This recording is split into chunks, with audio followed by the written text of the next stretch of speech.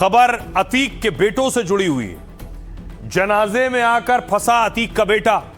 आपको याद होगा, अतीक के छोटे बेटे अबान की सड़क हादसे में मौत हुई। उसके बाद अतीक के दो बेटे अली उमर को जेल से लाया गया था। एक को लखनऊ से, एक को झांसी से लाया गया था।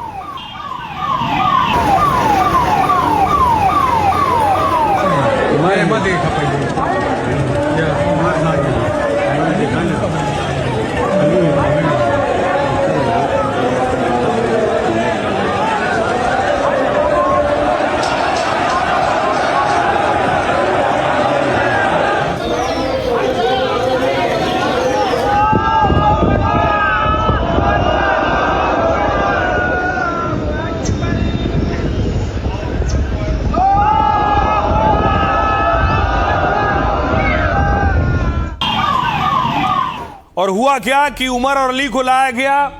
उन्हें लाते वक्त लंबा चौड़ा काफिला चल रहा था। गाड़ियों के पीछे गाड़ी लगी हुई थी। आगे देख रहे हैं पुलिस वैन चल रही है जिसमें उमर को रखा गया है, और पीछे पीछे देखिए दर्जनों गाड़ियां चल रही थी उमर की गाड़ी के पीछे।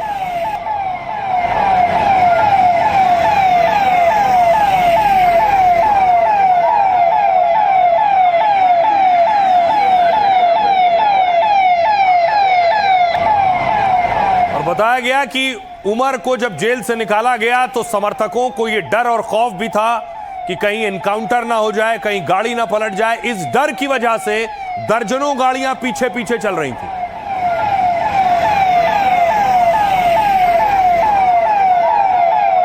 तो गाड़ियों का लंबा चौड़ा काफिला था। अब इस पर एक्शन हुआ है क्योंकि गाड़ियों ने बहुत से नियम कायदे कानून तोड़े, ऐसा पुलिस का कहना है। देखिए क्या हुआ।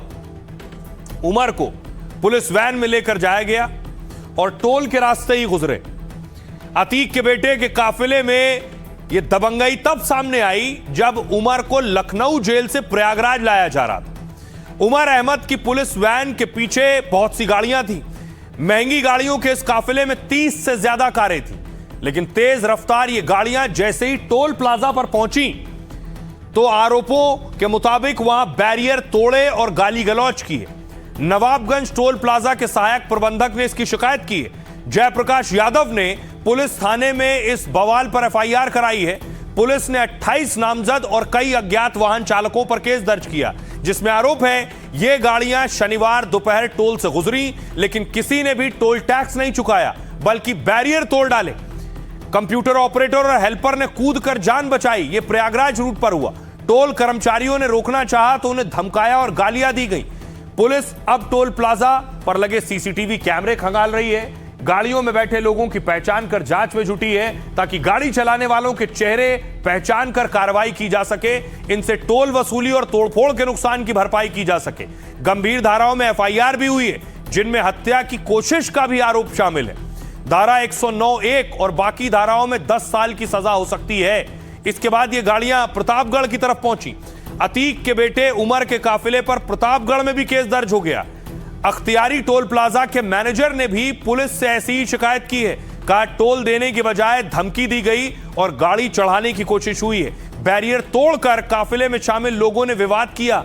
एफआईआर कर प्रतापगढ़ पुलिस सीसीटीवी खंगालने और कार्रवाई में जुट गई है।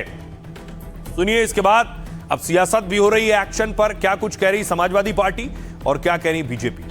सही सलामत जेल से कब्रिस्तान पहुंचाएंगे या नहीं पहुंचाएंगे, तो ये शक तो पुलिस दूर कर सकती है ना। क्या विकास दुबे की तरह उनकी गाड़ी भी पलट जाएगी, उनकी भी हत्या हो जाएगी? ये लोगों को शक था। ये कानून का काम है। कानून को चाहिए था कि उनको स्कॉट करने से रोके, और जनता के बीच में जो डर है गाड़ी पलटने का, मारने का, वो पुलिस ही दूर कर सकती है। आज भी समाजवादी पार्टी और समाजवादी पार्टी के नेता को पीड़ा ये है कि कैसे उन माफियाओं को खाद पानी ये दे सकें। उसके लिए कुत्सित प्रयास हमेशा करते हैं और सिर्फ लोगों को गुमराह करने का काम करते हैं। भारतीय जनता पार्टी में या भारतीय जनता पार्टी के शासनकाल में, माननीय योगी आदित्यनाथ जी के शासनकाल में सारे लोग सुरक्षित हैं। जो अपराधी हैं वही अपने आप को असुरक्षित मान रहे हैं, उनको मानना भी चाहिए। अब देखिए ये सारा शुरू हुआ एक्सीडेंट से। अतीक के छोटे बेटे अबान का एक्सीडेंट हुआ और उस एक्सीडेंट में उसकी मौत हो गई, लेकिन उसकी मौत अकेले नहीं हुई, उसके साथ और भी साथी गाड़ी में सवार थे। ये देख रहे हैं, ये उस वक्त की तस्वीरें जहां ये हादसा हुआ था। बहुत भयंकर एक्सीडेंट है।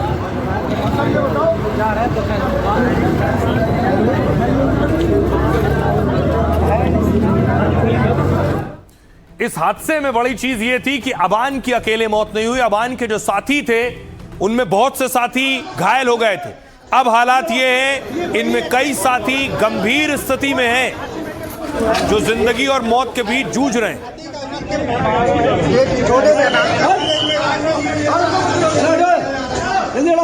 ये वही एक्सीडेंट एक बार बात कर ले। नाम क्या है इनका? नाम।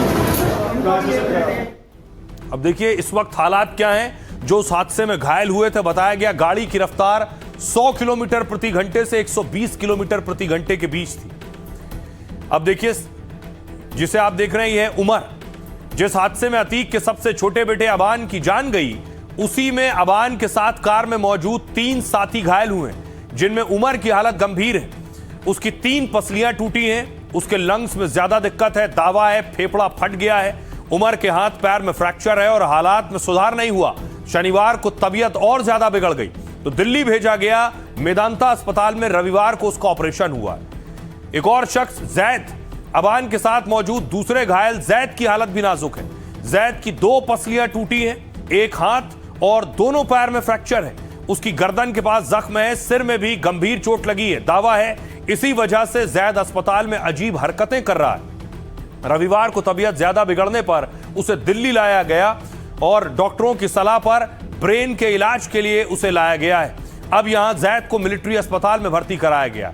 एक और शख्स, तीसरा युवक, कार में सवार रहे तीसरे दोस्त फारूक की हालत ठीक है। उसके हाथ पैर में चोट आई है, कई जगह मामूली जख्म है, इसलिए फारूक को करेली के अस्पताल में रखा गया इस वक्त। सुनाते हैं आपको समाजवादी पार्टी के नेता अबू आजमी क्या कह रहे हैं, सुनिए। लोगों को शक हो रहा है कि अब जो उनके बच्चे का एक्सीडेंट हुआ है, वो भी सरकार शक के दायरे में, नहीं कह रहा हूं कि क्या हुआ क्या नहीं। आम इंसान के दिलो दिमाग में अतीक अहमद की फैमिली के साथ जो हुआ है, इस तरह की चीजें हो रही हैं। लोगों को शक होता है कि ऐसा तो नहीं, लेकिन इसकी सही इंक्वायरी होना चाहिए। बाहर था, जेल में भी नहीं था, और अपने भाई से मिलने जा रहा था और एक्सीडेंट हो गया, उसका इंतकाल हो गया। तो अब जो शक के दायरे में सरकार है, सरकार को खुद कोई ऐसी एजेंसी से इंक्वायरी करा के सफाई देना चाहिए ताकि लोगों को संतुष्टि मिले।